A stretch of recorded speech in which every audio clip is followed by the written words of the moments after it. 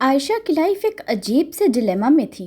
ہر طرف لوگ modern dating کر رہے تھے، انسٹا پہ کیوٹ کپلز کی سٹوریز دکھائی جا رہی تھی، مگر اس کا دل صرف ایک چیز چاہتا تھا، ایک ایسا شوہر جو صرف اس سے نہیں بلکہ اللہ سے بھی محبت کرتا ہو۔ لیکن سوال یہ تھا کہ اگر ڈیٹ کرنا حرام ہے تو پھر کمپیٹیبلٹی کیسے چیک ہو؟ کیسے پتہ کیا جائے کہ یہ بندہ جس سے میری شادی ہونے والی ہے میری اور اس کے آگے جم پائے گی بھی یا نہیں؟ ایک دن عائشہ کے والد محمود عائشہ کے لیے ایک رشتے کا پرپوزل لائے۔ یہ پرپوزل ایک انجانے سوٹر سے تھا جو ان کے قریبی رشتہ دار کے تھرو انٹروڈیوس ہوا تھا۔ پرپوزل دیکھتے ہی عائشہ کے دماغ میں ایک سوال اٹھا، میں کیسے اس اجنبی انسان سے شادی کر سکتی ہوں جبکہ میرے دل میں کچھ اسپیسیفک کوالٹیز ہیں، کچھ خاصیت ہیں جو میں اپنے پارٹنر میں ڈھونڈ رہی ہوں۔ وہ چاہتی تھی کہ اس کا فیوچر ہسبینڈ اللہ سے ڈرنے والا، محبت کرنے والا، کیئرنگ شخص ہو، جو کہ اپنی ذمہ داریاں بھی جانتا ہو، کماتا بھی ہو اور خود مختار ہو۔ لیکن عائشہ کو پتہ تھا کہ اگر وہ اس سوٹر سے پرائیویٹلی ملاقات کرے گی تو فتنہ کے چانسز بڑھ سکتے ہیں۔ اس سوچ نے اس کے دل میں الجھن اور پریشانی پیدا کر دی، کیونکہ اس کا دل اپنے ویلیوز سے کمپرومائز نہیں کرنا چاہتا تھا۔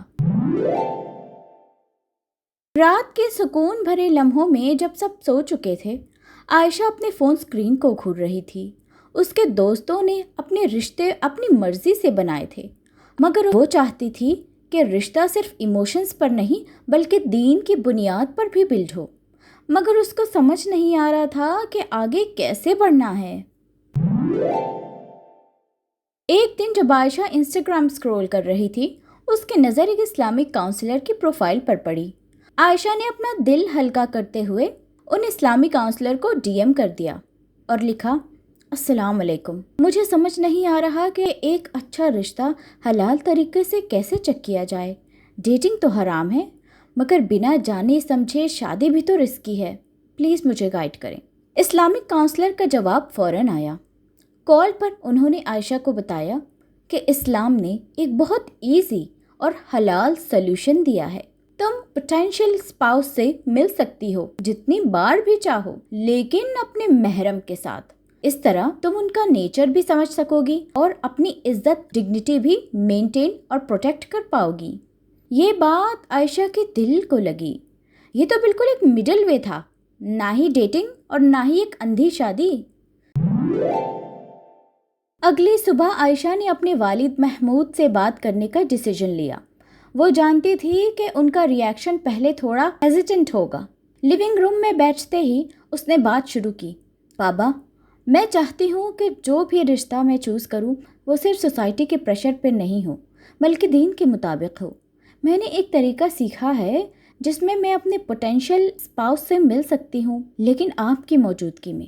محمود نے اپنے چائے کا کپ نیچے رکھتے ہوئے کہا، عجیب طریقہ ہے بیٹا، ہمارے خاندان میں ایسا نہیں ہوتا۔ عائشہ نے پیار بھری اور عزت کے ساتھ کہا، بابا، کلچر چینج ہو سکتا ہے مگر دین تو ہر دور کے لیے ہے۔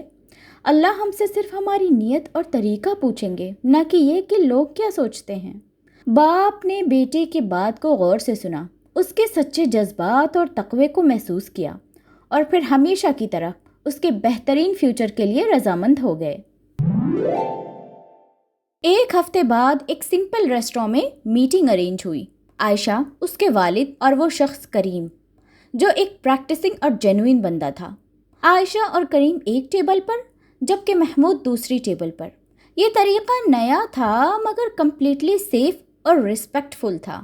باتیں شروع ہوئیں، رینڈم چھوٹی باتیں پہلے، پھر ڈیپر ٹاپکس جیسے آپ کی لائف کا ویژن کیا ہے، دین کی امپورٹنس کیا ہے زندگی میں، آپ کی فیملی ویلیوز کیا ہیں، کیا آپ ایک نیوکلیئر فیملی یا جوائنٹ فیملی کو سپورٹ کرتے ہیں، اور ایک دوسرے کی ایکسپیکٹیشنز۔ بنا ٹیکسٹنگ یا کالز کے in face to face meeting میں آنیسٹی اور اخلاص بڑھ رہا تھا۔ یہ ایکسپیرینس الگ تھا مگر بہت ہی پاک اور ریئل تھا۔ 5-6 دفعہ ملنے کے بعد دونوں کے دل اور دماغ کلیئر ہو گئے۔ جب فیصلہ ہو گیا تو انہوں نے بنا کسی اننیسیسری تکلف کے سمپل نکاح کا پلان کیا۔ نو اوور دا ٹاپ مہندی شہندی، نو حرام پریکٹسز۔ آج عائشہ اور کریم ایک ایسی زندگی جی رہے ہیں جس میں صرف محبت نہیں بلکہ سکون بھی ہے۔ جب آپ کا فاؤنڈیشن حلال ہوتا ہے تو اللہ برکت بھی زیادہ دیتا ہے۔ عائشہ کی کہانی صرف اس کی نہیں ہے، یہ ہر اس لڑکی یا لڑکے کی کہانی ہے جو دین کو کمپرومائز کیے بغیر ایک لائف پارٹنر چاہتا ہے۔ یہ کہانی بتاتی ہے کہ اگر ہم دین کو پرائیورٹی دیں تو اللہ ہمیشہ بہترین راستہ کھولتا ہے۔ تو اگر آپ بھی اس اسٹرگل میں ہیں تو یاد رکھیں کہ صحیح طریقہ ہمیشہ ہوتا ہے، صرف تھوڑی ہمت اور گائیڈنس کی ضرورت ہوتی ہے۔ اللہ پر بھروسہ کریں اور حلال راستے اپنے آپ کھل جائیں گے۔